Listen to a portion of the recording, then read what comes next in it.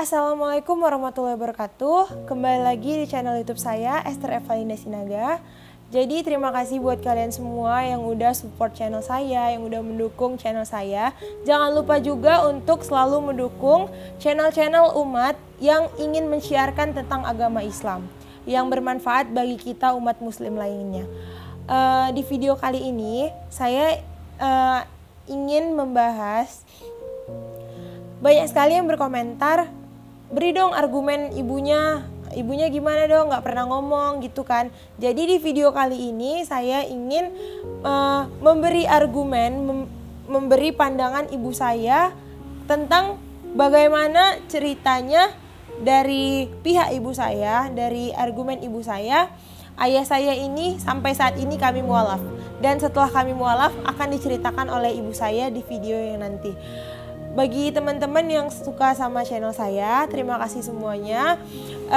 Jangan lupa juga like, comment, dan subscribe di channel YouTube saya supaya channel YouTube saya semakin berkembang. Baik, langsung aja ke videonya.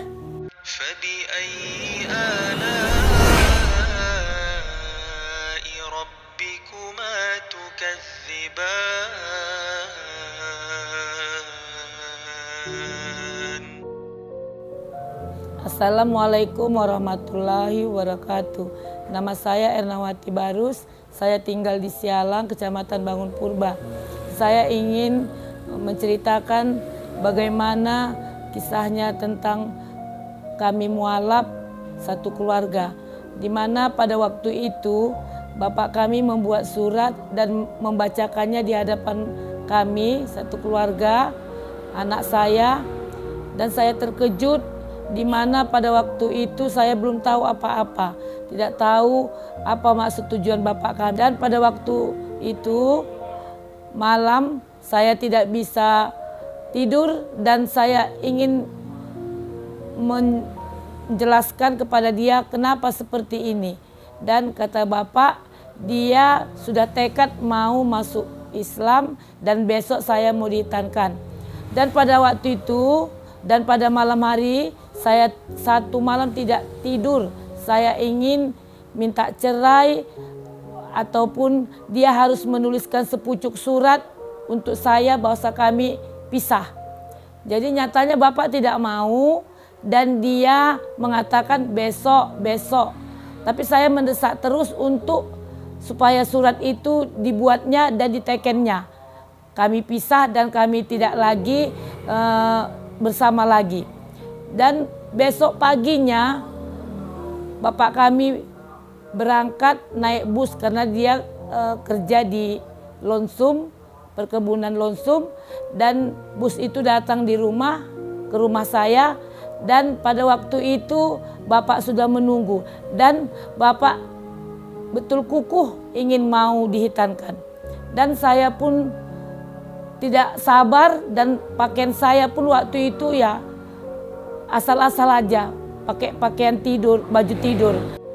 Bapak naik ke mobil bus PTP Lonsum, ingin mau dihitankan ke PTP Tanjung Merawa. Saya juga naik ke motor itu. Di samping bapak saya duduk dan kami pun tidak ada bercakap-cakap sampai ke tujuan.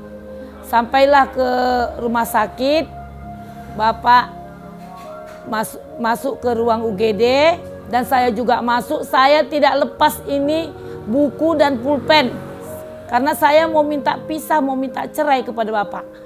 Jadi sampai di UGD bapak masuk dan saya juga masuk. Saya membentak-bentak dokternya, jangan bapak saya ini disentuh, jangan disunat, saya bilang.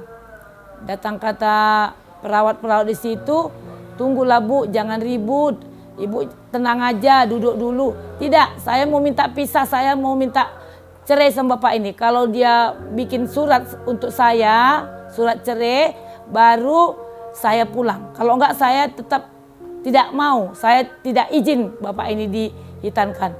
Dan kebetulan pas waktu saya cakap-cakap itu adalah perawat di situ. Kebetulan perawat itu dia non muslim dan dia mengatakan, bu tenang, duduk dulu bu, ibu ini salah. Kenapa ibu marah? Karena kalau orang yang disunat itu bukan Islam aja, tapi agama lain pun disunat. Jadi ibu tenang aja, jangan marah-marah seperti ini. Itulah yang dikatakan perawatnya. Dan saya pun terpelongo, begitu saya bercakap dengan ibu perawat itu, bapak masuklah ke ruangan dan di situ bapak sudah dibersihkan ataupun sudah mulai dibawa ke ruangan.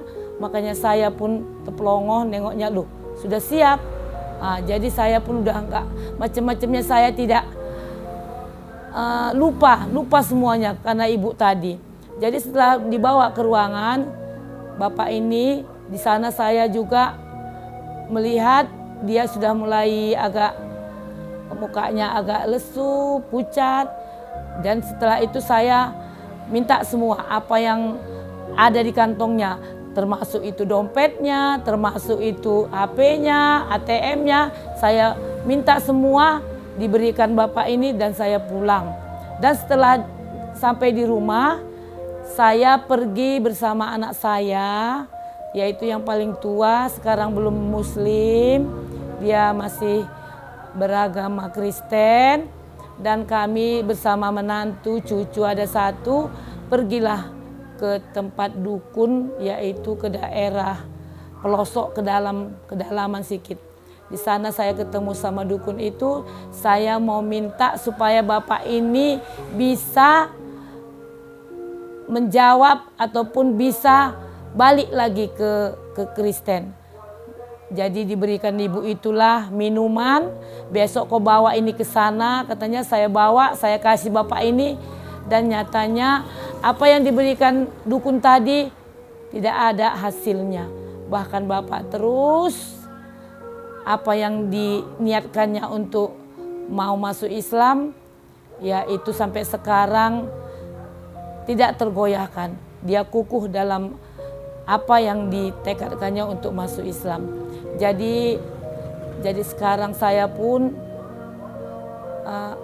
tidak merasa ragu lagi, karena bapak saya lihat dia pun apa yang saya cakapkan dia lebih lembut lagi, lebih bagaimana supaya saya ini tertarik apa yang diceritakannya, apa yang telah dipelajarinya selama ini.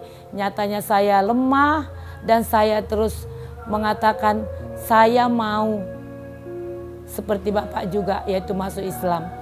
Jadi itulah tekad saya, dan sampai sekarang saya ya mudah-mudahan saya sampai akhir hayat saya terus ingin mempelajari dan ingin bagaimana supaya saya itu tahu bagaimana Quran itu sebenarnya, isi Quran itu. Baik, itu tadi video kesaksian argumentasi dari ibu saya. Jadi di sini saya juga akan buat Q&A, pertanyaan yang sudah ditanyakan kalian semua tentang kami yang akan dijawab oleh saya dan ibu saya. Jadi Mak, pertanyaan yang pertama, nanti Mama jawab ya. Ada yang nanya, ibunya sudah muslim kah gitu? Mama jawab. Sudah. Jadi penjelasannya, kami pada saat tanggal berapa tuh? Tanggal 25 Desember 2014 kami sekeluarga itu, enggak sekeluarga. Saya, ibu saya, abang dan ayah saya itu resmi masuk Islam, resmi menjadi mualaf. Kecuali kakak saya yang paling, kakak saya sudah menikah. Jadi tetap sampai saat ini masih beragama non-muslim. Pertanyaan yang kedua, salam khusus buat ayah Esther yang telah menyelamatkan keluarganya dari kekalnya api neraka dan bahan bakarnya manusia dan batu. Iya, nanti disalamkan.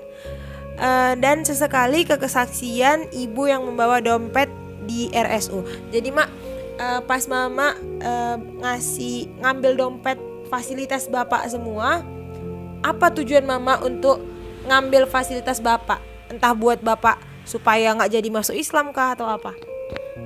Maksud saya ambil semua fasilitas punya bapak itu, yaitu dompet, HP, dan ATM-nya itu, supaya dia itu berbalik lagi ke Kristen.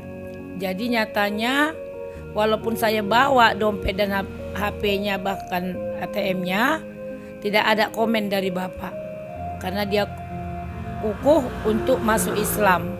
Oh, jadi mama ngambil fasilitasnya supaya kayak dia nggak punya apa-apa, jadi dia ngikuti apa mau mama, nggak jadi masuk Kristen gitu ya, nggak jadi mualaf gitu ya, mak.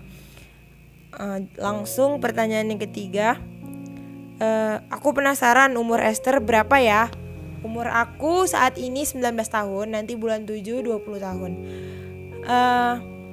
Terus ini juga cerita juga kok ibu tiba-tiba mau jadi Islam. Jadi alasan mama itu padahal kita udah kedukun kan, ke orang pintar pada saat itu. Kenapa mama jadinya mau masuk Islam? Padahal untuk kalian semua yang nanya, pada saat ibu saya ini mau masuk Islam, saya itu belum mau. Jadi ibu saya bilang, ayo lah nak gitu, nggak apa-apa kok, mending kita masuk Islam aja gitu ya mak. Jadi gitu, pokoknya ibu saya ngajak saya. Padahal saya nggak mau. Memang karena kemarin itu, waktu itu saya malu karena saya udah SMP. Teman-teman saya mayoritas umat non Muslim, walaupun itu SMP negeri, tapi mayoritasnya non Muslim. Jadi di situ karena ibu saya ngajak, jadi saya nggak tahu lagi. Gak mungkin ayah dan ibu saya Islam, saya enggak gitu kan. Dan pada saat itu saya juga masih tanggungan, masih di bawah umur, belum 17 tahun. Jadi kenapa cerita kok mama tiba-tiba mau masuk Islam? Ya dengan kata lain, ya karena hati saya tadi itu sudah lentuk. Makanya saya pikir-pikir, karena bapak juga bagaimanapun saya buat, dia tidak mau goyah untuk masuk Islam. Dan begitu pula pas waktu kami berduaan di kantin dengan bapak bilang, maunya kan besok kalau nanti saya setelah pulang dari rumah sakit, kita sama-sama pergi ke masjid, kita di sana bersama-sama dengan anak. Apakah kamu mau nanti? Mau, saya bilang. Disitulah saya terus rendah hati, dengan ikhlas saya mau masuk Islam.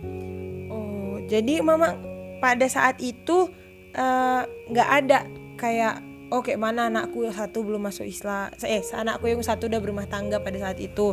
Terus kayak mana keluarga-keluargaku, tetangga-tetangga yang ada non Muslim, mama nggak mikir ke situ pandangan mereka atau gimana?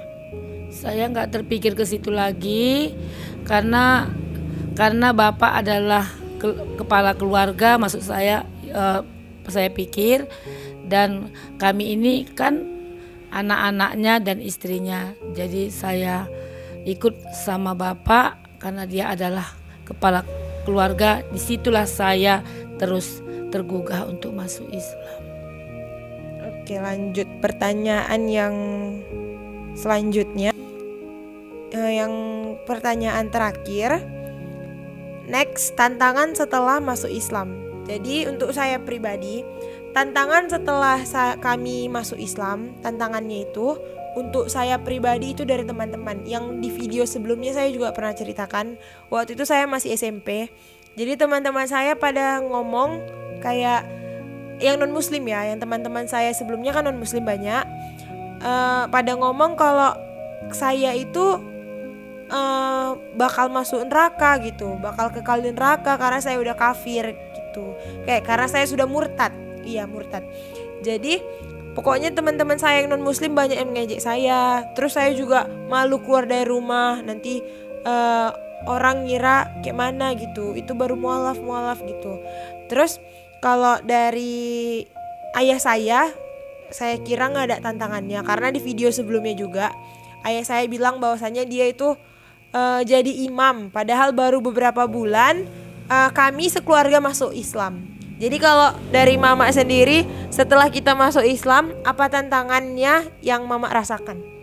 Ya, pertama saya takut dikucilkan sama keluarga non Kristen, non Islam.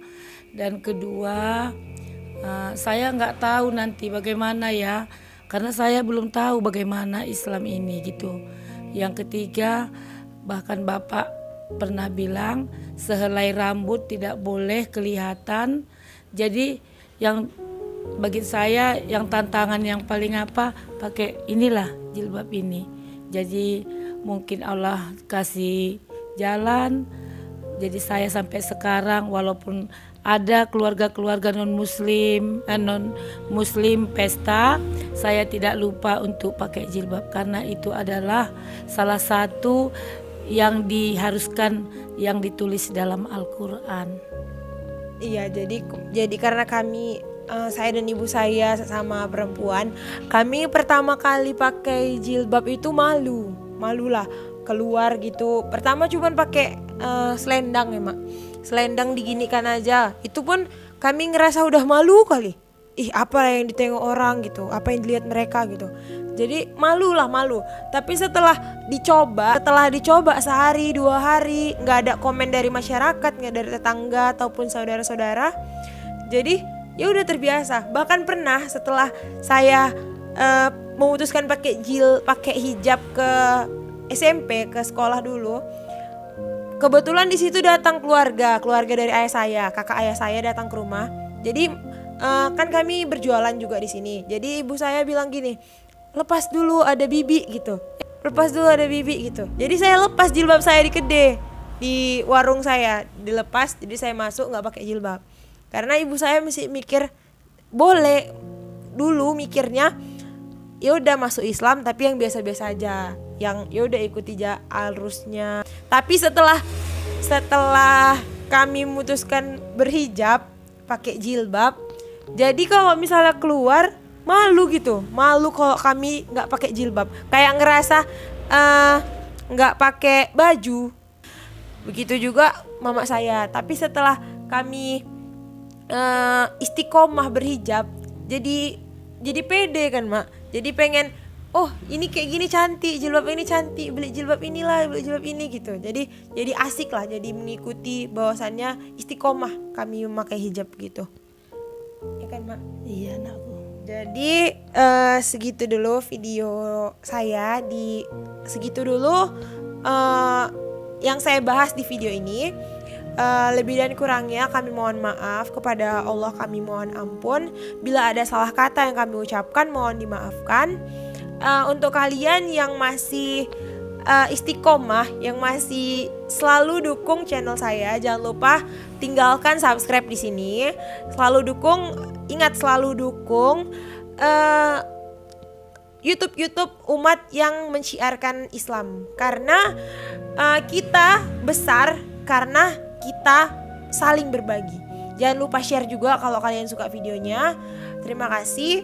Billahi taufiq wal hidayah. Wassalamualaikum warahmatullahi wabarakatuh.